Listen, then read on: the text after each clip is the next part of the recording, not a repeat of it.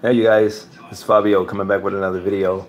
Uh, Really what I want to talk about this video is going to be a twofold video, more motivation. But I did receive an email from one of my subscribers in regards to, they're saying that they received accounts or they have accounts now, right?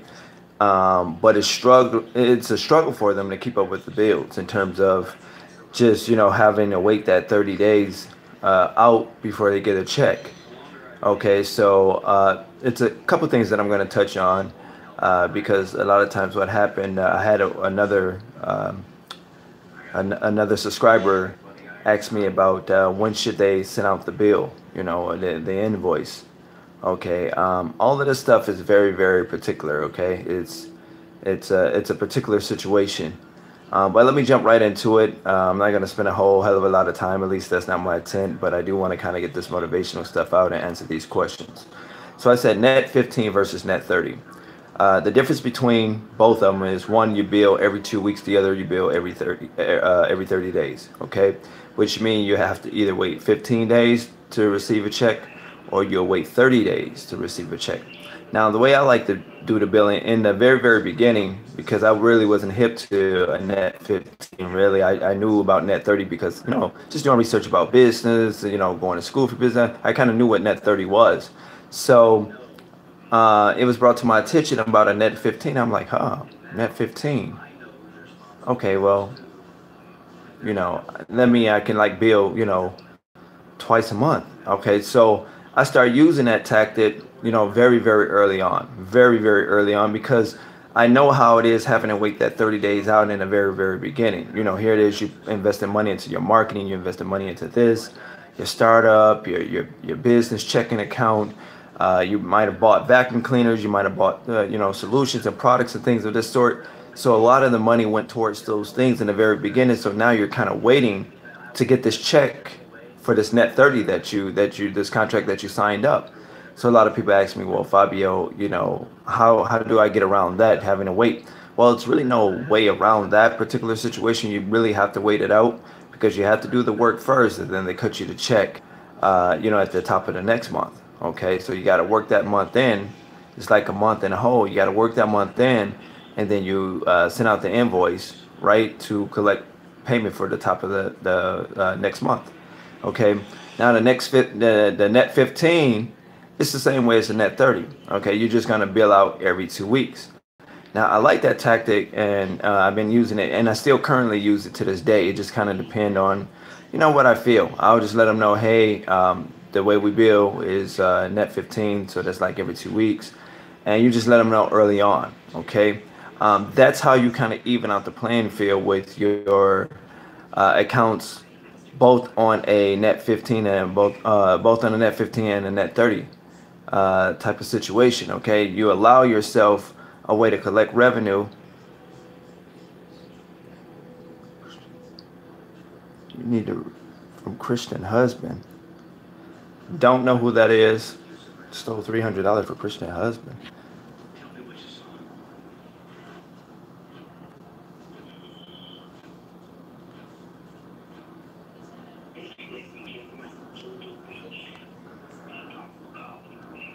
Marcus.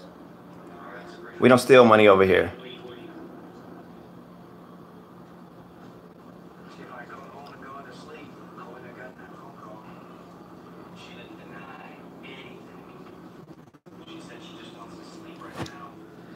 But like I said, you guys, what happened is that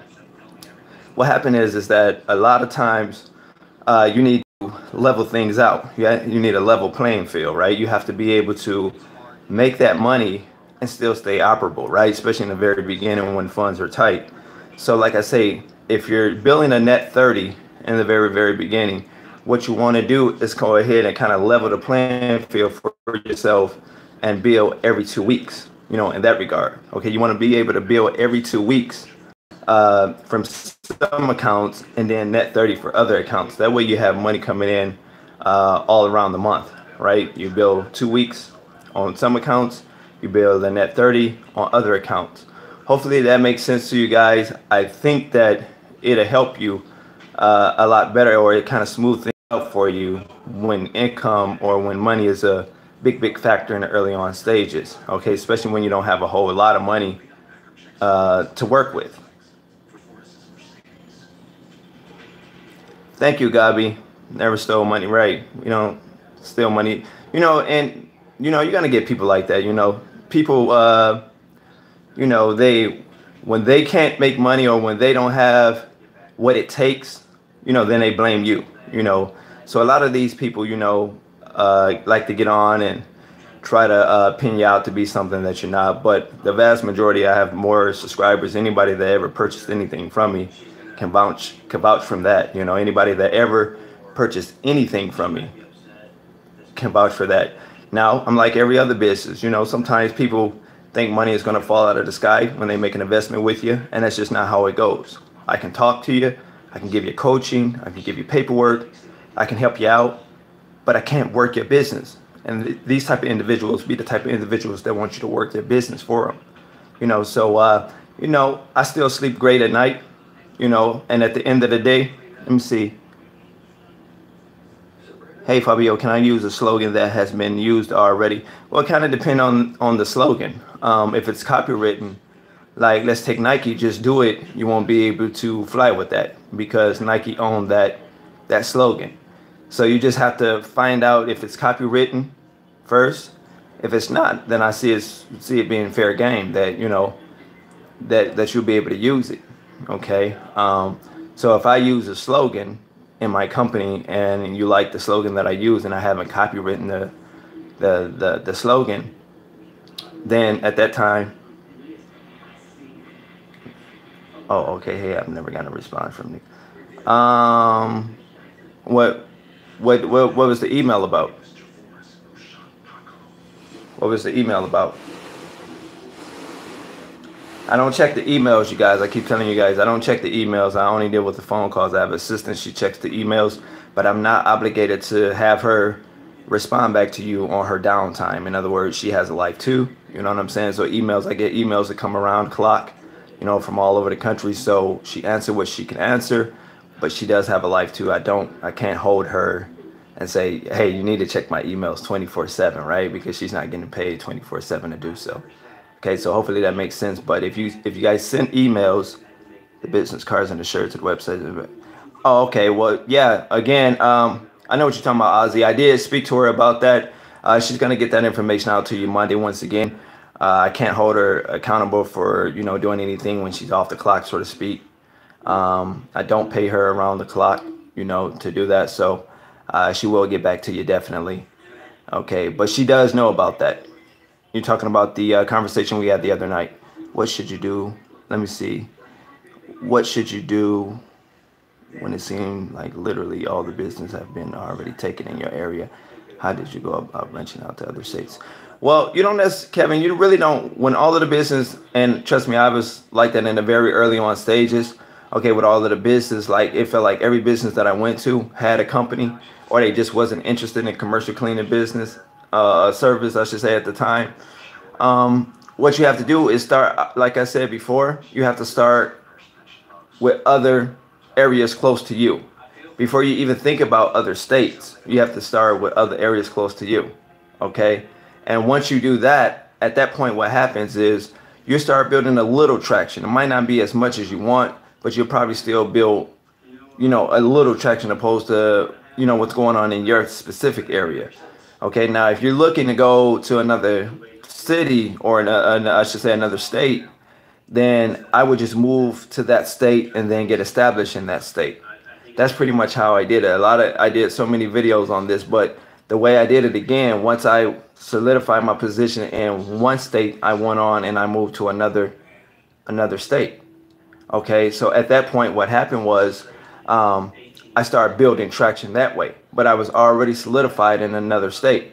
Okay, so don't move states until you got enough business that can withstand itself locally before you move out to another state, if that makes sense. So the way I did it in my head, it made sense. I said, well, what I'm going to do is I need to make, hypothetically, let's say $10,000. Okay, I need to make $10,000 in this particular area before I decide that I want to move to another state.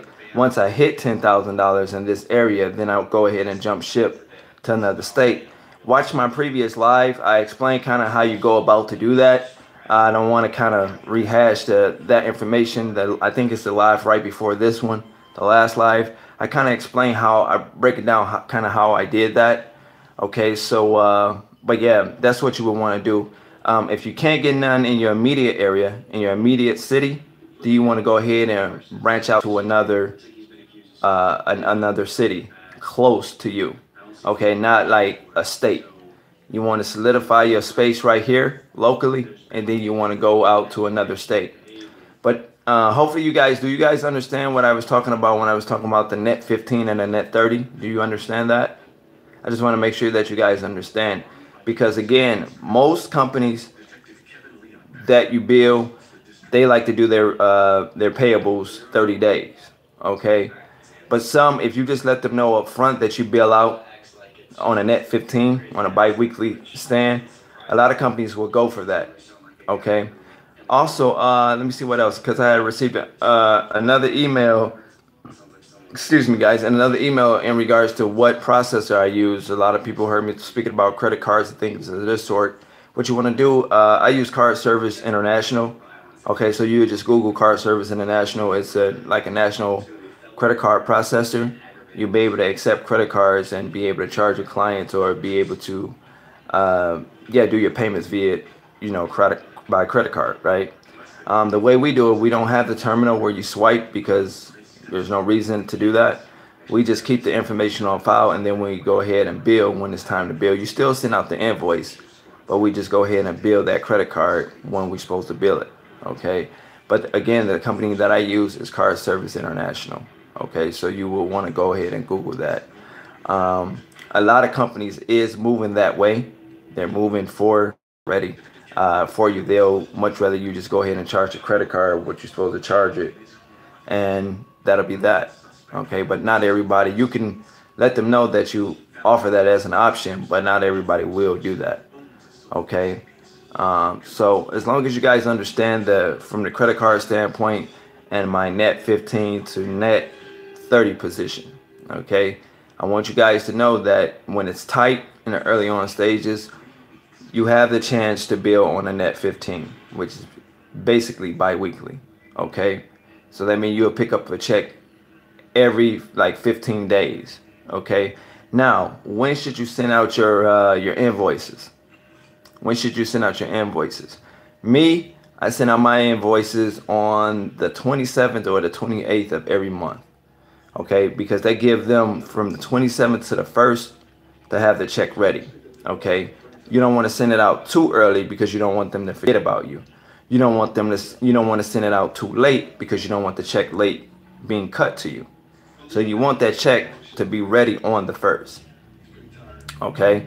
You want the check to be ready on the 1st. Same thing if you're doing a net 15, okay? If you're doing a net 15 and you're billing, let's say, on the 15th of every month,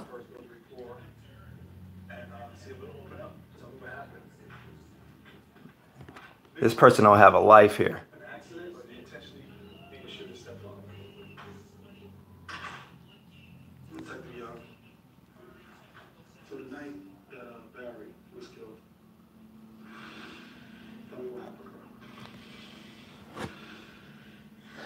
So that's how you guys, do you have any books you can recommend specifically for commercial cleaning? Not motivational books per se. Any books specifically for commercial cleaning that I can recommend?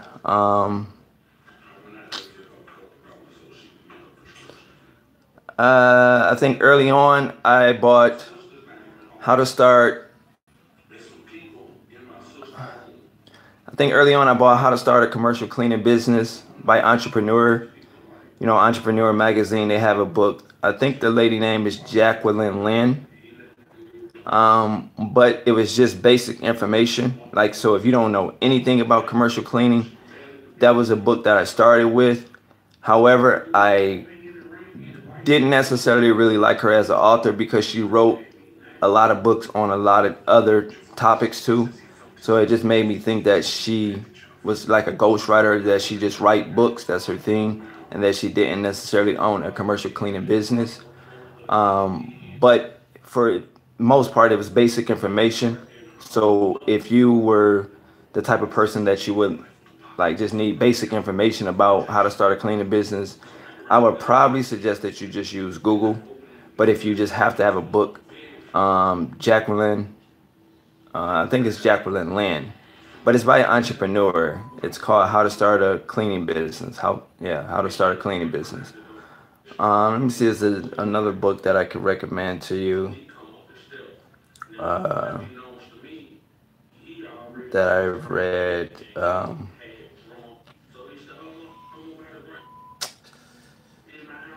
Man, and it's crazy because I bought a lot of books, but a lot of the books that I have for cleaning business is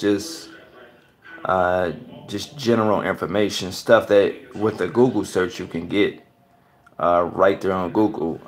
But if it hit me before I get off the live, I'll shoot it out to you, or you can just email me at bookfabiohart@gmail.com, bookfabiohart@gmail.com, and that give me a little time to think about it, and I'll make sure you get an email back in regards to a book that you can use for starting a cleaning business.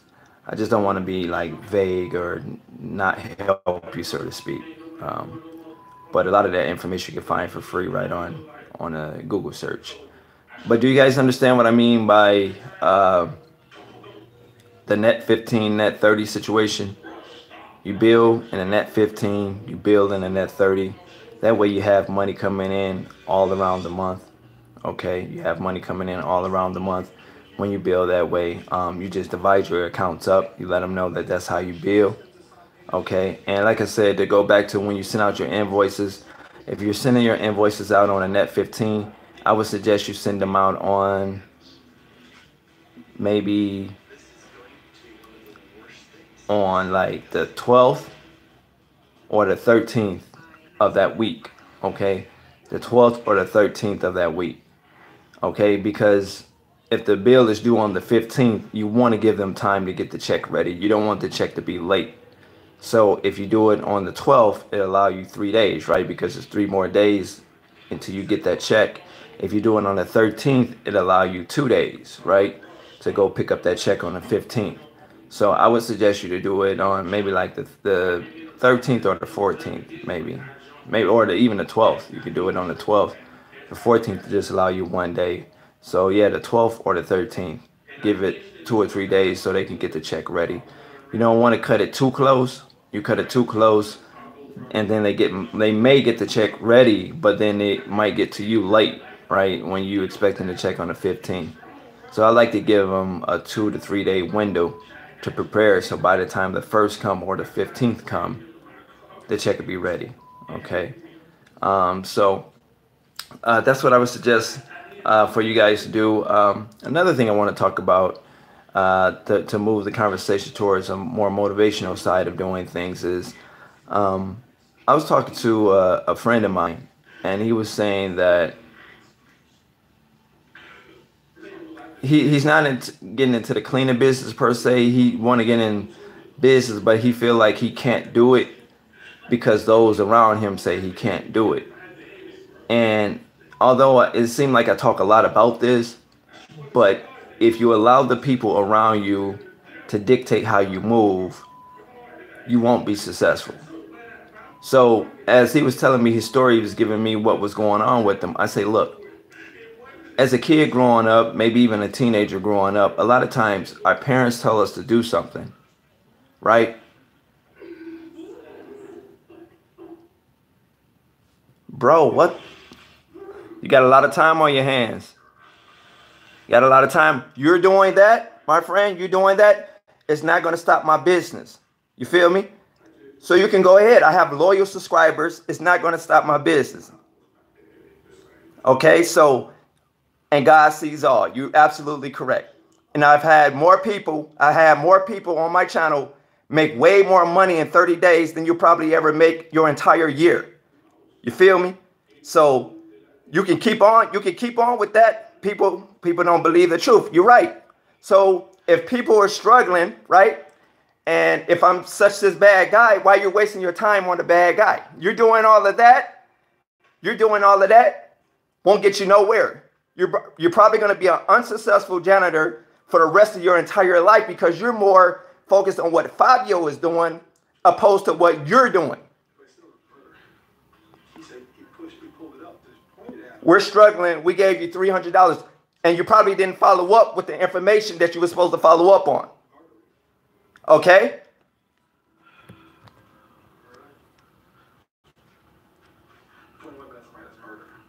There's no such thing as I pointed at him, but I need to pull a trigger. So once that bullet leaves the gun, it's over.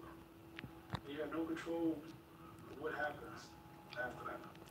I'm not saying he's a stone cold murderer, but damn. So you and I saw your problems one way with the gun. Sorry about that, guys.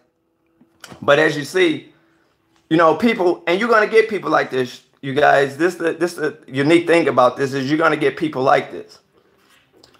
And I usually don't let people trick me out of my position, but I don't like to be slandered. If you invest in me, like I made an investment, right? When I first started my cleaning business, I spent $200 on a course. Now, you heard my story. The first 2 weeks, I did nothing with the information. And guess how much revenue I generated? Nothing, right? So once I got off my butt and I decided to start doing something with that information, I started making money. I ordered a package back in the day, okay? And it was by this guy named Don Lapre, right? You guys probably heard about him. I made $7 my entire year, $7 with this information. I didn't send the information. I paid like $54.95 to be exact. That's for the $39 product and the $15 some odd shipping and handling. I ordered that system back in 1998 or something like that, a making money package, right? Because in my mind, I wanted to be successful. In my mind, I wanted to start a business, right? I was motivated by watching this infomercial. I made $7 the entire year when I ordered that product. But I didn't bitch, I didn't moan, I didn't cry. I didn't say, oh, Don Lapre, you scam me. No, I took what worked and I utilized it, right? And I still looked at the guy.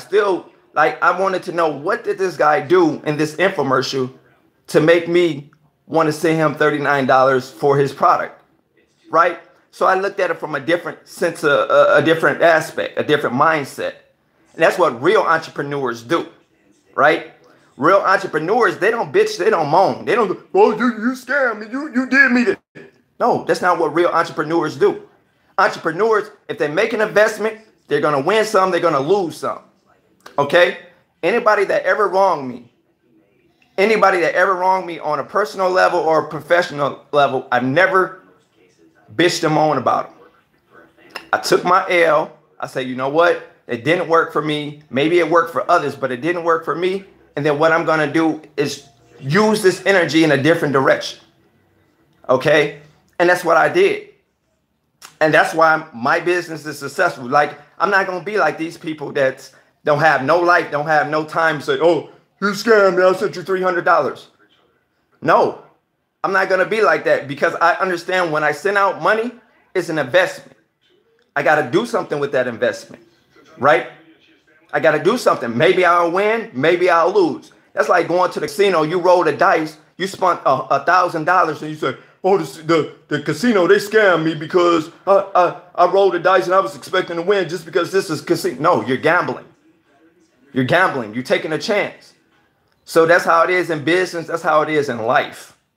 Relationships, you gamble. When you hook up and you decide to meet with that person, you don't know if that person is mindful or sensible of what that person is about, but you're taking a gamble and dealing with that person.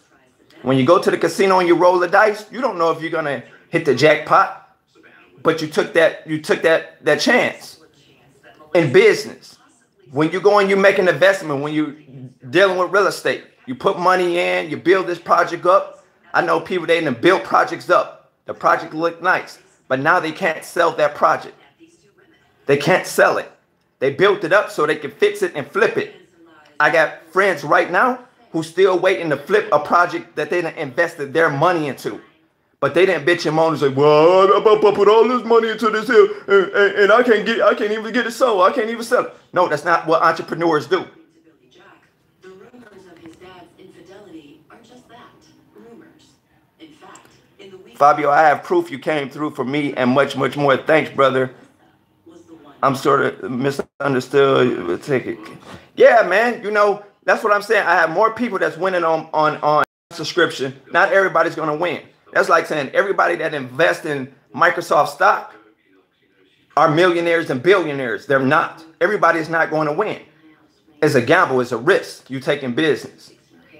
Right? So, and a lot of people, man, I swear to God, and this is how I was when I ordered the Making Money package. Because I was influenced by Don LaPree on that screen, the money that you can make with one tiny classified ad in your one bedroom apartment, you can make a fortune. Like when I was influenced by that, I literally thought when I ordered this package, the money was just going to fall out the sky to me. Like it was just going to fall out the sky to me. Investigators that the biggest problem in Bill and Melissa's marriage wasn't infidelity. It was right. And that's how you're supposed to move. That's how you're supposed to move. What's this guy name? Just Things. That's how you're supposed to move. Right? But see, the vast majority of people across America and Canada, you know what I'm saying? The vast majority of people, they'll spend money, but they don't take the necessary action to continue. Like it's a lot of people on my subscription list now that spent money, they register their business, they got their EIN number, they got their business checking account, and they did nothing else, no marketing, nothing else. So now they don't have any accounts, but they made that investment and bought the, you know, the what they had to buy into, right, to get legal, but they did nothing else. There's people on my channel right now that's bought vacuum cleaners, stripper and waxing machines, carpet cleaning machines, solutions, products, all-purpose cleaner, things like that, and they have no account. I advise against that. I tell people don't do that in the very, very beginning. Just keep it minimum. But that's what people do because they feel they need that first. I feel you need an account first, and then you go and get that, right?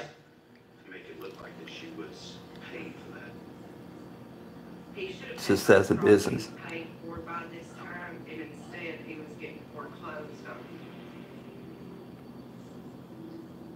As investigators are listening to Billy Jag. That's right, Kevin. That's right. You know, and see, I love you guys that understand this. These are my real entrepreneurs. You know, like these people that just, you know, make up fake accounts and get on just to kind of spam, that think that they're going to distract the people that want to be successful. We're not having that here on this channel. We're not having that here on this channel. You know, because, you know, Fabio Hart, I'm the type of guy, I really don't care like what anybody thinks. You know, there's at least $100,000 worth of information right here on this channel. And that's if you never order anything from me. There's at least $100,000 worth of information. You know, apparently they still subscribe to me. They know when I go live. They know when I post a video. You love me. Just say that's what it is. You love me. You love me enough to make up an account and just say how I scammed you when you probably didn't even do your part.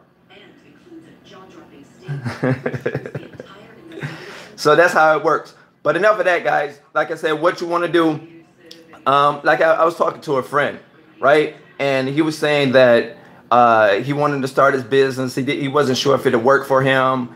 He, you know, he wasn't sure if he had what it took, and people around him keep saying he can't do it. And like I said, I know I talk a lot about not getting distracted and staying focused, but it's paramount that you stay focused. So as he was telling me that, I was thinking about this, and I was saying, okay, when you were like a teenager and your mom told you to do something, like come in before 10 o'clock at night, come in before the street lights, because you felt that you knew everything, and because you felt that what your mom said didn't matter, you didn't listen. You didn't listen. This is what I told my friend. I said, because, I just use that as an example, but because you felt like you knew everything, and your mom told you to come in the house before it got dark, before 10 o'clock, and you came in at 12 o'clock, you didn't listen. So if you didn't listen to your mom when she was looking out in your best interest, because I'm sure it was a reason why she told you to come in at 10 o'clock or before 10 o'clock. If you didn't listen to your mom when it was in your best interest, why would you listen to your friend? Why would you listen to a girlfriend? Why would you listen to a naysayer? Why would you listen to a hater? Why would you listen to anybody else when they told you that you can't be successful, when they tell you don't have what it takes? Why would you listen to anybody like that? Right? Why would you listen to anybody like that? The thing is, it's not that those people are right. It's really that you don't have the faith within yourself. You don't have the faith within. You don't have the faith within to be able to believe in your mind that you have what it takes to be successful. Okay? That you have what it takes to be successful. So with that being said, what you have to do is figure out what matters to you. What are you doing wrong? How can you be better? What do you need to do to make yourself better? Who you need to associate yourself around to become better, right? So these are different things that only you as an individual can do, you guys. Okay, only you as an individual can do. Okay, so the thing is that, right, that's exactly right, just things. Hit it right on the head. Only you can control your destiny. Only you can control you. You know, like I say, everybody don't like Fabio Hart, right? Everybody might not agree with how I run my business. But as long as it's ethical and as long as it's profitable, that's kind of all I care about. That's kind of all I care about, right? And making a profit, you know, like I say, making a profit. But at the end of the day, I control the business. The business don't control me. I control the people that I hire into the business. I don't let those people control me. I control the association, whether it's family, friends, whether it's associates, whatever the case is. If you can't control the people around you, then control the people around you. And basically what that means is you might not be able to control me, but you can control your association with me. So you might say, well, I don't like Fabio. Okay, so if you don't like Fabio, then you can control your association by not dealing with me, right? By not being around me, right? By not listening to me, right? Because you can control you. You can't control me because I'm still move, right? So you can control you. You can control your association with me, right? So that's why I try to tell a lot of people, you know, that says this person said I can't win, or, you know, just because their father wasn't successful or their mom wasn't successful or they didn't graduate from college, they have these ideas that they don't have what it takes. Do not let people dictate your movement. Do not let people dictate who you become or who you are, okay? Because you control your own destiny, okay? Don't get caught up in other people's success, you guys. Don't get caught up, because what happens is you will try to find yourself moving the way those people move. Okay, when other people, even locally, you might know some people that's very successful or that's doing good locally. They might, you know, got some momentum going, got some movement going, successful. And in your mind, you feel like you have to move the way they move so you can create the same result. No, move the way you move. Now, you might pick a few pointers up, but don't try to be that person. Be you. Okay? Don't try to be that person. Be you. Cultivate your own swag, your own style, your own way of moving. Okay? So that's the thing, you know, that I want to convey in this particular video, you guys, is that everyone has the same capabilities. We all have 24 hours in a day. It's what you do with the 24 hours that dictate how successful you become. Okay? We all have the same 24 hours in a day. It's what you do with the 24 hours that dictate how successful you become. Okay? I go after a lot of accounts, you guys. I do. Do I get every account that I go after? No. But I took a chance and I went after that account. Now, I don't know if I would have gotten that account or not had I never went after that account. You guys have to have the same mindset. like my guy Kevin. Kevin say, well, he can't find any accounts in his area. So he asked me what was my suggestions. Well, I suggest that Kevin go to like a neighboring city that's close to his city and start there. Maybe he'll pick up some traction there. You don't want to go out too far because you don't want to make it hard for yourself to get to unless you're going to hire out, out that way. So if you go, let's say 20 miles out, and that's a stretch for you to get to on a regular basis, then you want to hire somebody that's close to that particular facility where it'll be easy for them to get to, whereas it's much harder for you to get to. Okay, you want to make it easier for them to get to, whereas it's much harder for you to get to. Because all you need to do is maybe check up once every 2 weeks, right? Or if it's early on in the beginning stage, you might check up once a week. You know what I'm saying? So that's how you want to do it. You want to start local and branch out to a neighboring zip code. That's what I suggest. Again, there's no right and wrong way to do commercial cleaning. There's no right or wrong way to build your business. You build it on your own esteem.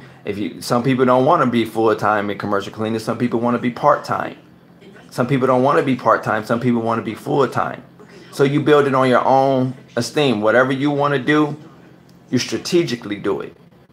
Okay, so once you get the legal process out the way, then all you do is jump into your marketing aspect of things. You just keep on marketing. You have to keep playing with different things, right? So if door knocking isn't working for you, try the phones. If the phone's not working for you, you might try an ad in the newspaper. If that's not working for you, you might try an ad on Facebook or social media platforms, right? If that's not working for you, you might decide to just get references from family members and friends and people around you, right? You have to keep trying different things. You have to keep trying different things.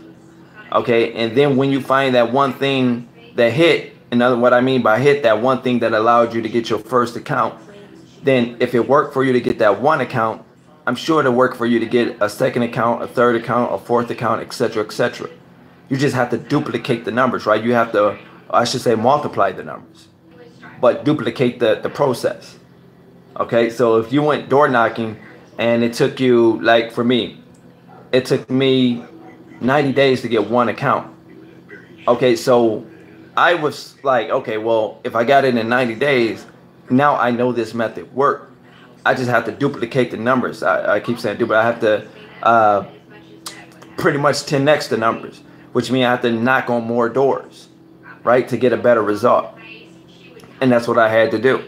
Okay, even with the phones, right? So the phones, you make a gazillion calls. People, we don't need you, to hang up, they don't answer, whatever the case is, don't return your calls from the voicemails, etc., etc. But you have to find a way to get a hold to that person. You have to. Like, this business is not meant to be easy, you guys. No business is. It's not meant to be easy. It's meant for you to struggle. It's meant for you to, to have trial and error. Okay? Because at the end of the day, when you go and tell your story, like when you tell your son or tell your daughter, right, how daddy came up, how mama came up. By the way, if you're just joining me, I want you to go ahead and like, share, and subscribe, you guys. I want you to go ahead and like, share, and subscribe.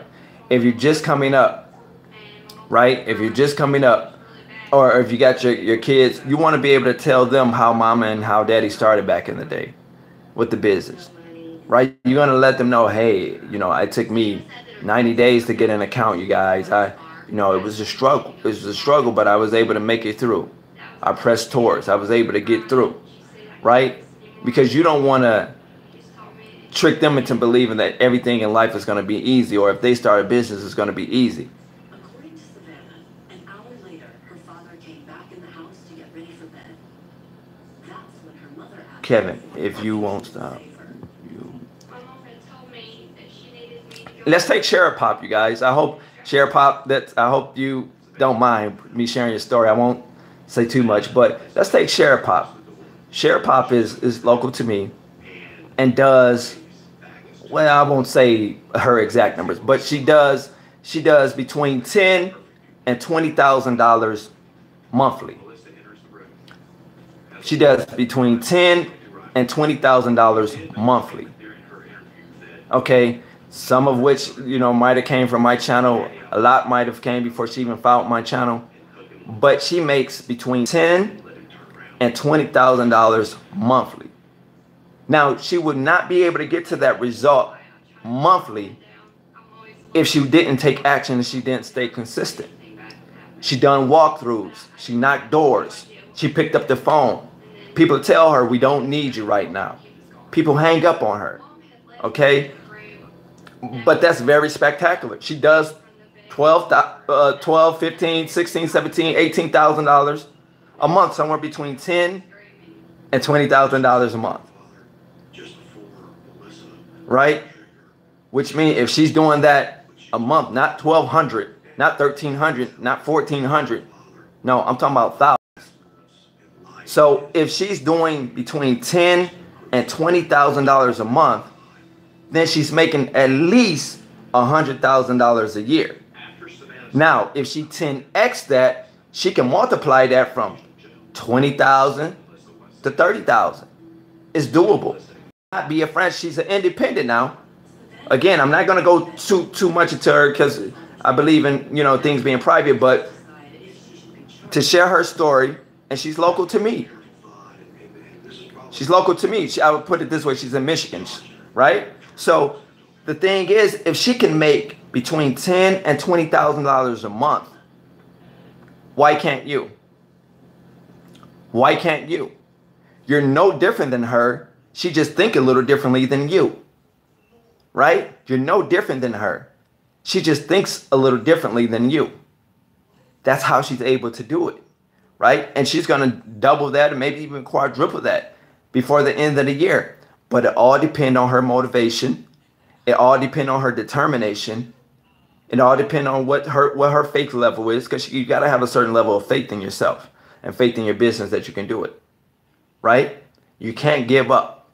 Absolutely, giving up should never, ever be an option. Okay, so I just wanted to use her story, you guys, to show you that if she can do it, you know, and sometimes, oh, Sherry Pop is a prime example that women can do it. She is a prime example that women can do it. Okay, so it's not about a woman versus a man and this and this and that. And if you ask me, the odds are stacked against women, right? As a minority, I'm just saying women as meaning that the race, the female race, the odds is really stacked against you guys, right? So you have to work extra harder when you're a woman, right? Because you have to meet that male level, right? So people that say, oh, I got scammed, or people, oh, I can't make no money, or I don't get no traction going to order. You got to be relentless. You might have to have an irresistible offer.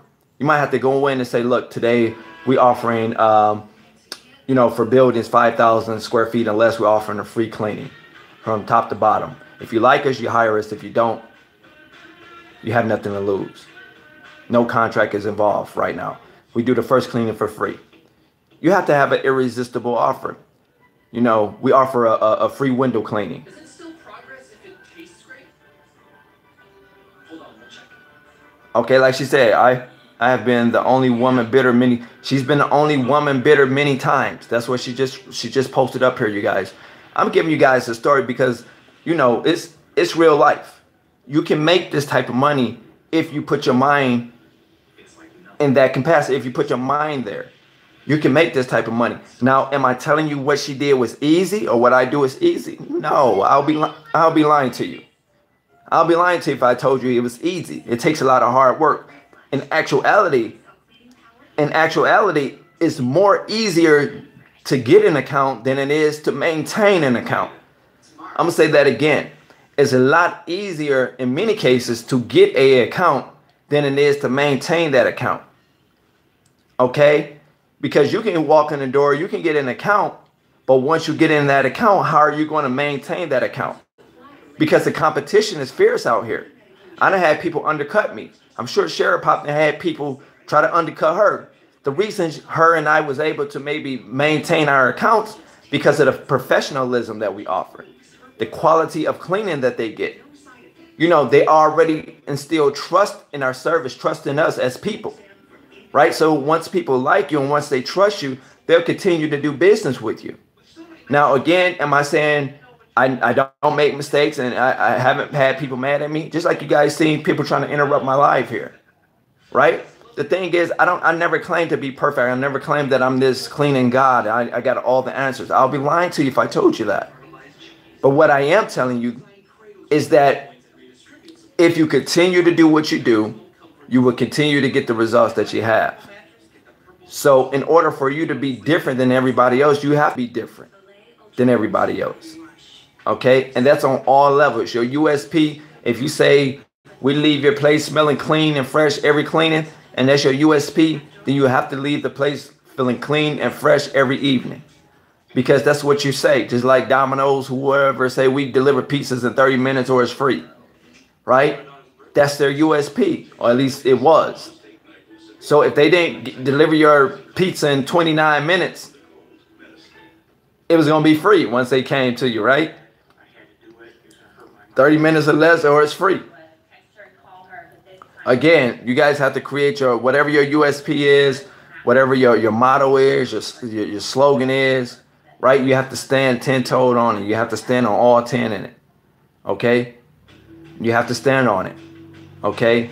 Again, I tell people the most important thing in the very, very beginning is legal structure, paperwork.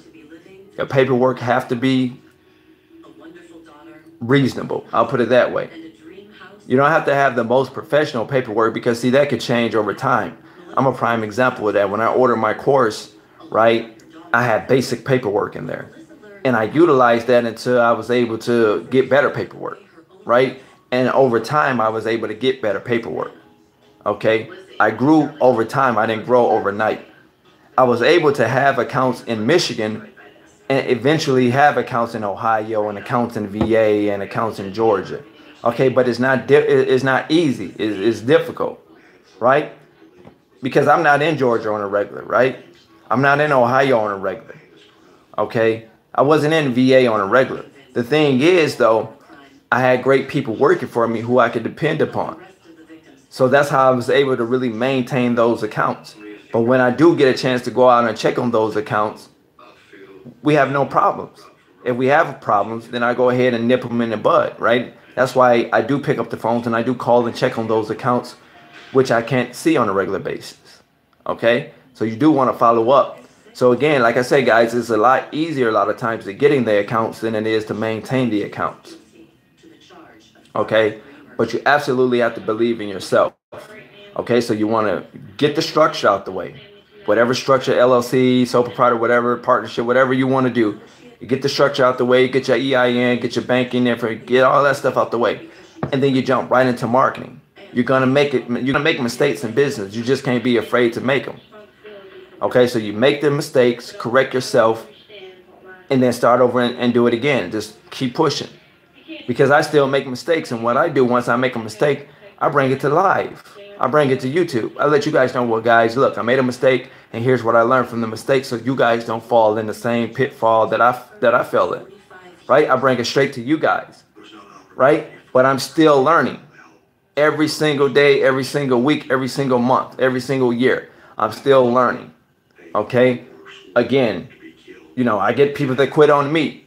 So I got to be fast on my feet. I got to be a quick thinker. I got to say, look, man, that didn't work. This person quit on me. So I got to know. That's why I say always be hiring. I tell people that all the time. Always hiring. Always be accepting applications. Okay? Just because you're accepting applications don't mean you have to hire today. You ever go to a restaurant or you go to Arby's or you go to McDonald's and on the window they got it on the window decal that says now hiring. And for 4, 5, 6 months straight, you've seen that sign, now hiring. You don't put an application in on everything and they say now hiring, now accepting apps. The sign never comes down because they always accepting apps. They'd rather have more apps than they need than to have not enough apps. Okay, they'd rather have more apps than they need than have not enough apps. Okay, so you should always be hiring. You could put an ad out on Facebook. You could put an ad out on Indeed, on Monster, on Career Builder, on all of these different forms and platforms and sites and things like that, and just be accepting apps. You let them know, hey, we're now we're accepting apps. We'll be doing some hiring shortly. We go over your app. If interested, we'll give you a call. Simple. You're not promising them just because they gave you an app that you're going to hire them. That's not what you're doing. You're accepting apps because you want to have applications available. So in the need, when you have a new account or where you have an existing account and you're ready to put a body in there, you can kind of go through your folder of apps and say, okay, who should I call? You know, who should I interview, right? That way you can go through those apps. That's what I do, you guys. Again, I'm giving you what works for me. I'm not saying that this is the only way to do things. You might go to 5 other channels and they might tell you something else, and their information might be just as valuable. Okay, but this is what worked for me. So I would tell you always be accepting apps. Okay, if somebody asks you if you got your shirt on with your logo and stuff, and people see you at the mall, they see you at the stores, they see you at the gas station, they ask you, are you guys hiring? You tell them, yeah. You give them a business card, tell them to give you a call Monday morning, or in this case, Tuesday morning, right? This is how you guys build the system. Everything is systematically done. It's step by step. It's systematically done. Okay? Whatever you did to get one account, you want to like 10x that. You want to multiply that to get your next account, to get your next 5 accounts. Okay, because obviously if you got one account, you got 2 accounts that way, obviously you can get more accounts using that particular technique. But it won't be easy, whether you're picking up the phones, whether you're going door to door, whether you're doing flyers, whether you're doing whatever, right? It would not be easy. I'm not going to tell you that it's going to be easy. Okay? So again, guys, like I say, and you don't, and I'm put it out here, you don't necessarily have to buy anything to make money in this business. And what I mean by that, you will have some level of investment. You have to invest in yourself, invest in your company, right? But what I'm saying is the vast majority of your time should be sweat equity, and not necessarily, unless you have money allocated to pay somebody to go door knocking for you or pay someone to do the phones for you. A lot of your time is going to be tied up in sweat equity. These are where you going out and knocking doors, where you going out and making the phone calls, where you going out and passing out the flyers. Okay, so you don't need a lot of money to do that. You just got to have time to do that. Now, if you don't have time because of your job and different things like that, now you have to get strategic, right? Now you have to have maybe a boyfriend or a girlfriend or a best friend or somebody, right? Because you don't want to whine, bitch, and moan about not being able to get an account, or you don't want to just watch my channel every year as, you know, I get more subscribers, or as I grow my business and say, oh, you know, if Fabio can do it, eventually I can. No, you can do it. You can do it. You just have to get out and do it consistently. You can't do it one day and say, oh, it didn't work for me today, so that means that it'll never work, right? That's like Thomas Edison trying to get this light thing going, and it didn't work. Out of the first 50 chances or 50 tries he tried to do it, and he said, fuck it, there's no such thing as a light bulb. This never worked.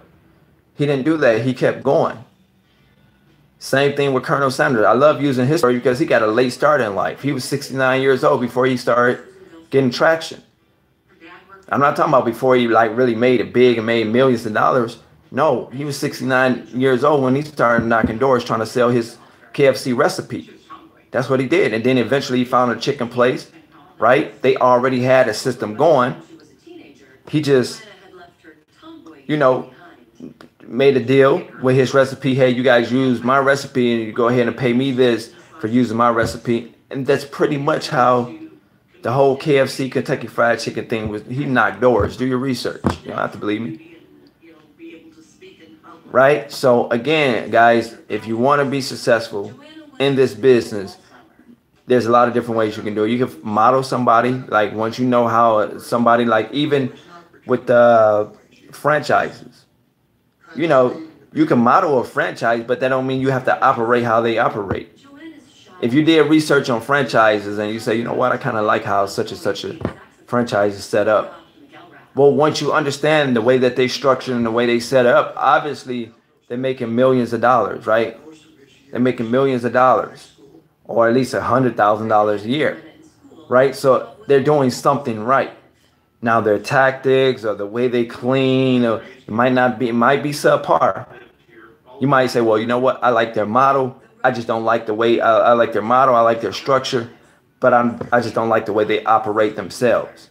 So you can utilize their model. You can kind of utilize their structure a little bit, right? Kind of make it fit for your own thing. Now, I'm not saying go verbatim, right? Because then you're going to run into legal issues.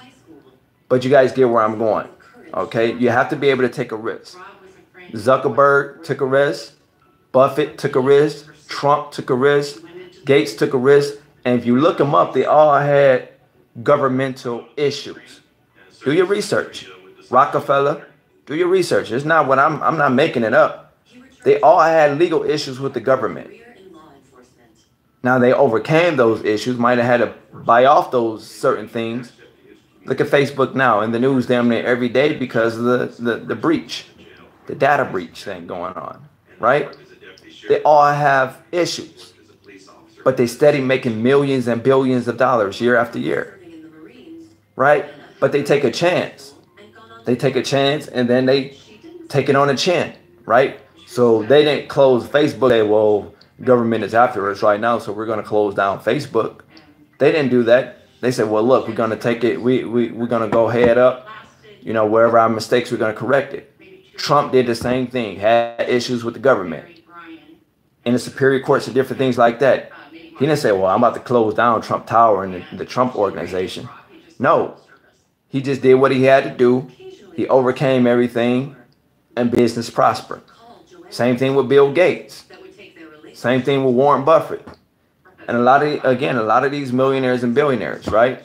So it's not meant for you to be easy, guys. And I'm not just trying to rant and rave and this and this and that. I'm trying to help you guys out to let you know if they can do it, they human too. If you cut yourself, you're going to bleed the same type of color that I bleed. Different races. We got different hair textures. We got different eye colors. We got different religions. We got different everything. We live different. We was brought up different. We got different backgrounds, different family, right? We got different everything. But how Chinese people, African American people, white people, African people, Spanish, China, Japanese, China, how can we all have different skin, right? We different religions, Iraqis and this and that. We got all this different stuff, but we all bleed the same thing if you cut us. No one is going to have white blood coming out of them. I promise you on everything. But we are different. But we have the same type of, we might have different blood types, but the blood is the same color when it come out of us. We all get sick. Now, some people get, colds more than others because everybody, immune system is different. But we all, at some point in our life, then had a common cold. All of us then had a common cold at least once at some point in our life. Whether it was a big cold or whether you got over it fast, you had symptoms and you did what you needed to do and you got over it. We all had at least a common cold, right? So I'm saying all this to say, you guys, that we all different in many ways, but in many aspects we are the same. We have the same capabilities. We have the same 24 hours. It's what you do with the 24 hours that dictate how successful you become. I'm no different than you. I'm not telling you I got a Rolls Royce outside. This is not a mansion. I don't have a mansion, right? But I do better than most people around me. Most people come, when they have a business idea, they want to do an MLM, multi-level marketing program. They want to start up a brick and mortar. Why do they come to me and run it by me? Just why? Have you thought about that? Why do they come and ask me, why do you watch me here on YouTube? Why do I watch Fabio? I'm going to tell you why you watch me, and I'm going to tell you why those people come to me. That's because you believe that I have some value when watching me to be able to help you run your business. Or if my friends or associates or family members coming to watch me, they're coming to ask me, should I join this? What do you think about that? Have you heard of this? They're running it by me because they trust my business intellect. They trust my business decision. They trust my business decision. If I don't know about something, I'm not going to say, yeah, Sheriff Pop, I know everything. No, I might say, well, Sheriff Pop, I don't know about that right now. look, let me give you a call back in about a day or two. Let me do a little research and I'll get back to you. Now, the same thing I can do to find out the information is the same thing Sherry Pop can do. We have access. We both have access to Google. That's all I would do. If she asked me a question and she didn't know the answer to the question she was asking me, all I would do is say, let me get back with you. I hop on Google, try to find out the real thing, right? I don't want to tell her, mislead her. And then I would still tell her to follow up on what I say. You should do that anyway. If I say, well, guys, what you need to do is do this. What you need to do is do that. You start your business, you do this. You start your business, you do that. Essentially, you want to make sure what I'm telling you is facts and truth. So you want to go behind my back and make sure that, okay, you know, I like this guy. I just need to make sure that this is right. Okay, I'm not going to tell you anything that's wrong because I'm going to be the first to tell you I don't know something if I don't know it. Okay, but I don't make any excuses for my downfalls, you guys. So again, like I said on this video, when my friend was telling me that people said he couldn't be this or he didn't have what it takes to do that. No, I say don't blame the people that you're around. Blame yourself. You don't believe that you can do that. It's not that I don't believe that you don't believe that you can do that, so you're not doing it. Okay? So why listen to those that's doing less than you? To go back to the example I gave you guys earlier, if his mama told him that he had to come in the house at 10 o'clock because, you know, before street lights or whatever the case is, and he stayed out to midnight, you didn't do what your mama told you to do. But you're going to do what other people... Why are you going to follow what other people to do? If you didn't listen to your mama, why are you going to listen to your friend and you know damn well he's doing less than you? You know damn well she's doing less than you. Why are you going to listen to that person? Mama say, I want you to come in the house before 10 o'clock, before the street light. Stay out to 12 midnight. Why mama tell you to come in before 10? Mama told you to come in before 10 because she had her reasons. You know, it's a safety concern. It's getting late. The streets is rude and nasty or whatever the case is. So that's her way of protecting you. Have fun. Be in before 10 o'clock p.m. You stay out to 12 midnight. Now you have a problem. Right? So why are you going to... But when Joe Schmo tell you can't run a business because nobody in your family run a business, or because y'all went to the same college together and he graduated in college, you graduated in college, he's not doing nothing with his degree. So do that mean you're not supposed to do anything with your degree because he's not doing anything with his degree? Why are you going to do less? Why are you going to listen to him when he's doing considerably a lot lesser than you? He don't even have the mindset to start a business. At least you have the mindset. At least you have the mindset. Okay. So you have to be able to transmute that and make it work for you. Okay. Let me read on what some of you guys are saying. Right. We all have the same 24 hours, but the grind and putting in the effort is what would change your circle. Exactly right, Professional Wendell. Exactly right. Keep your circle small and strive for greatness. Exactly right, Just Things. Sherry Pop, she says, the principles are the same for everyone to succeed. She's absolutely right. Professional Wendell say, because you're real dude. Greatly appreciate you. We all put our pants on, yep, the same way. Your motivation is what makes you different. Right. Exactly right. This information is invaluable. I can only imagine. 25 years. Right, Sherry Pop. It takes the same amount of faith to succeed or fail. Right. That's what I'm saying. So we have to get out of that mentality where we listen to people that's doing a lot less than us.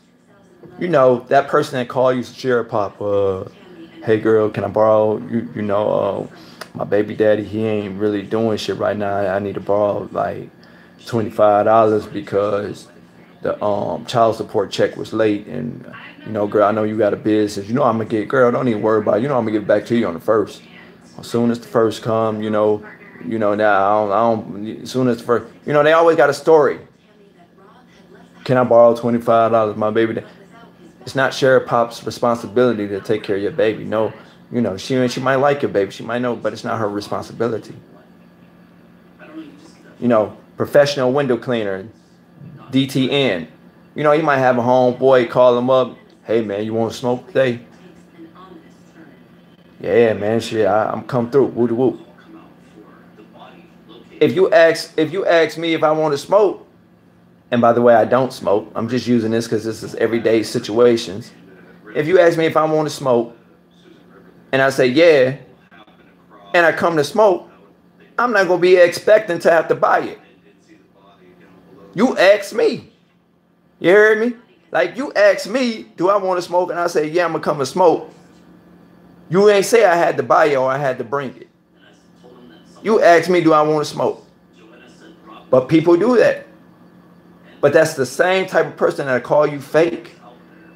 And that's the same type of person that'll talk you out of what your goals and your aspirations, what your dreams is, if you allow them. And then as soon as you start winning, they say you fake anyway. Because your association with them changed. You start making money. They're not making money. It's on a different playing field now. It used to be like this because y'all both was broke at one time. Now you done got some money and it's like this. Then he call you, ring, ring, ring. Hey man, hey, you got $20? No, I don't have $20. Wait for it. Go on Facebook. Boom. DTN, window cleaner. Don't use this service. Fake as shit. Don't clean windows. Whoop, whoop, whoop. And you see it, you like, whoa, what the hell? What happened? Over $20? You big mad over $20? But that's how it is, guys. I know it seems like I'm getting off, but this is real life situations. People ask you, hey man, can you, they don't say, man, I'll give you a few dollars if you can drop me off here. They ask you, can you take me to this job interview? And you take them and you say, yeah, I'll take you to the job. And they don't even offer gas money. They don't even offer you nothing. But they want you to do them something. So if I didn't take you, how would you get there? We did some basic processing of the crime. Right? So again, and tell those same people no. And they're gonna say you fake. So if you're going to be fake anyway, you might as well be fake and succeed. I get called fake all the time. Family, friends, and associates, fake all the time because I don't pay their light bill. I'm not paying a metro bill. I'm not paying a cable bill. I didn't give them a little money for their car note. Ex-girlfriends, boom. Fabio, fake as hell. No, you big mad because I don't want to be with you no more. I'm on a different playing field. Right? People that didn't believe in you be the same people that come, yeah, man, I just got fired, bro. I was just trying to see if y'all was hiring, man. I was just trying to see if y'all was hiring. But that's how it is. But before I had positions available, you said I wasn't going to make no money in this industry. That's what you said. But I'm making money in this industry. Now you want to work with me in this industry.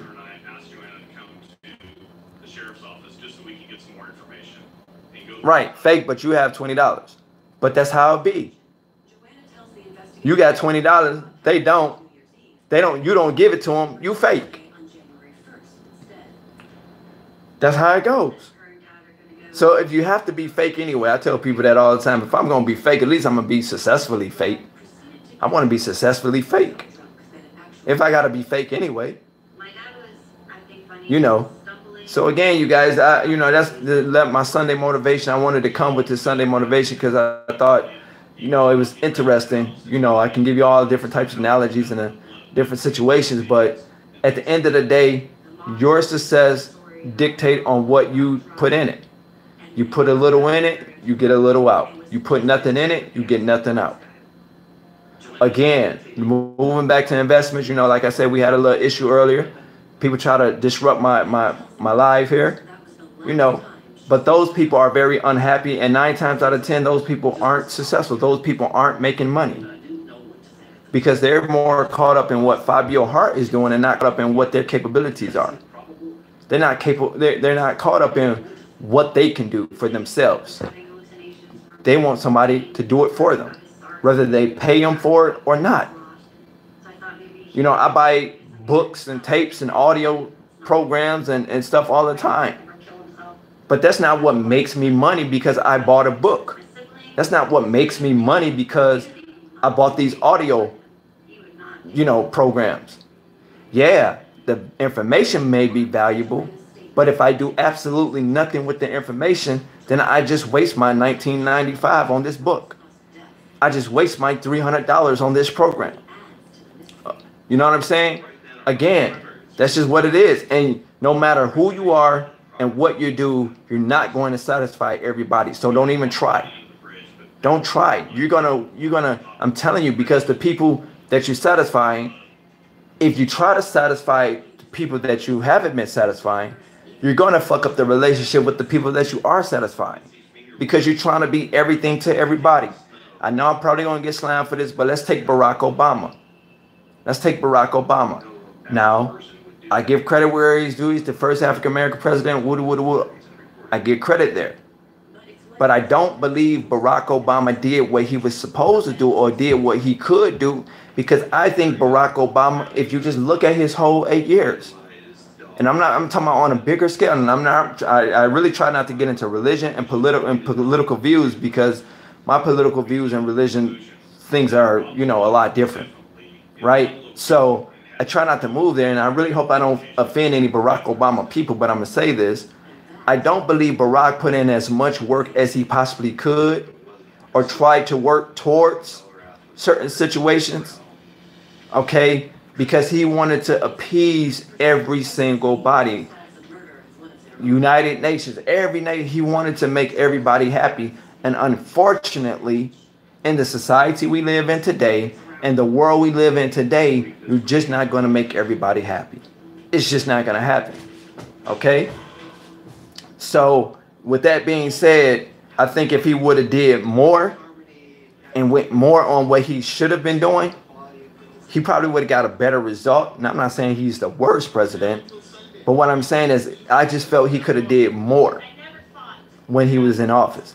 I look at him as the first celebrity president because he was at LeBron James games. He was hobnobbing with this billionaire. He was dealing with this person on the late night show with Conan, whoever, Jimmy Fallon, and he was on, I don't know, Ellen or whoever, right? He was on these talk shows. And when you look at presidents, you don't really kind of look at them like that. Now, Bill Clinton, he did okay, right? I think the economy was up a lot higher. There was more jobs under his administration, right? Things were a lot smoother and people were having a good time, generally speaking, I think, during the Clinton administration, right? But when you look at Barack, I think Barack could have just did more personally. Okay, I'm gonna get off of that because again, I don't want to, offend anybody. If you like me and then I say something about Barack, you might be like, oh, I don't like him no more. But that's just how I feel. That's just my opinion about it, right? So again, but at the end of the day, what I can say about Barack, he did not care what no one thought about him. He don't care what Fabio thought, right? I think he could have done more. Other people probably thought he did the most, right? So again, he didn't care. He went along with what he felt he needed to go along with, right? And that's the exact same thing that I'm telling you guys in your cleaning business. Don't care what Fabio think. If you ask me for my opinion and I give you my opinion, you might say, thanks, Fabio, but you might wind up going your way. You might try to go at it a total different way than I suggested. And by the way, conversely, if you ask me for my opinion, I give you my opinion and you do my opinion and it doesn't work for you, don't blame me. Because I didn't promise you that if you did it this way, that you were going to get the result that you were looking for. When I tell you something, I'm telling you something based on what I know and something that I've tried. So if it worked for me, I'm thinking inevitably it can work for you because we're going by the whole modeling process, right? If you model what I do, you probably can create the similar result or a better result as myself. Would you agree? And that's what any entrepreneur, if you just model what that particular person do, you can create a similar result. Okay, so that's where I wanted to come with this motivational video. Hopefully you guys definitely found this video to be enlightening. Sorry for the mix up earlier here on this live. But if you guys have any questions, I'm going to open it up right now. Answer any questions you have before I go ahead and get out of here. Hopefully you guys have a fantastic holiday. But if you have any questions, I'm more than willing to go ahead and answer the questions now. Let me see here. I have a friend. I had a friend ask me for money weekly and never offered to pay it back. Yeah, that's how it is. They'll ask you for money and they won't pay it. They won't offer to pay it back.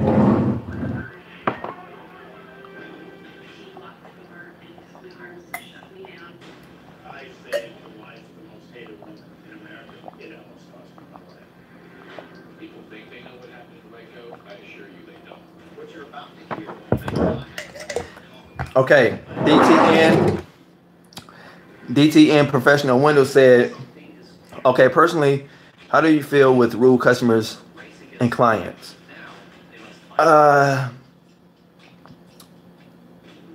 Well, I don't like it because depending on how rude they are would kind of dictate how I respond back to them. Generally speaking, I'm professional. When I get a rude comment or rude client, especially when they come out yelling at you and because they cutting you to check, they feel like they have grounds to kind of like tell you what to do, kind of like how a parent would do it. What I try to do is get to the root cause of whatever the concern is.